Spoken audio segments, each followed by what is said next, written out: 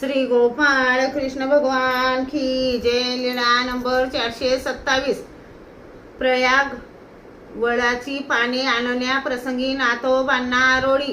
एके दिवशी सर्वज्ञांना रात्रीचा पूजावसर झाला, जेवण झाले, गुन्हा केला, विडा घेतला, झोपेची वेळ झाली। भक्तजन अंथरुणावर विसावले, सर्वज्ञ किंचित खाकरून उभे राहिले। सर्वज्ञांनी विचारले, ह्या अंथरुणावर कोण आहे? सर्वज्ञ एवढ्या रात्री काहीतरी काम सांगतील म्हणून भक्तजन गप्पच होते। सर्व अंथरुणे पाहत पाहत सर्वज्ञ नाथोबांजवळ आले। सर्वज्ञांनी विचारले, येथे कोण आहे?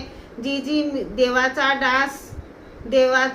दास मंडळी असे म्हणत चटकन उठले, श्रीचरणा लागले। सर्वज्ञ म्हणाले, जा एका पत्रावळी पुरती पयाग वडाची पाने घेऊन या। हो जी। सर्वज्ञांनी वड सांगितला, पयाग खांडीचा ते समजले। प्रयाग येथील वड सर्वज्ञांना दंडोत घातले, श्रीचरणा लागले आणि निघाले। निघताना विचारले, जी मी परमेश्वर पुराहून जाईन।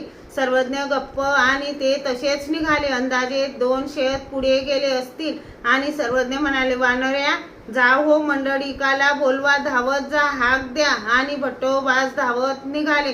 अंधारी रात्र, काही दिसत नव्हते। हाक द्यायचे, बसून पाहायचे, असे धावत गेले। नाथो नाथो अशी हाक दिली, शब्द ऐकला, मग नाथोबा परतले। नाक द्या का थांबवले? तुला सर्वज्ञांनी परत बोलवले। मग दोघे सर्वज्ञांजवळ आले, दंडोते घातले, श्रीचरणा लागले। जी का बोलवले? सर्वज्ञ म्हणाले, पोरा तुला हा पयाग वड सांगितला, तू तो समजला? जी मग याची पाने आणायला जाऊ? सर्वज्ञ म्हणाले, झाले नाही का मंडळी? का तुमचा एक जन्म आमच्या लेखी लागला? श्री गोपाळ कृष्ण भगवान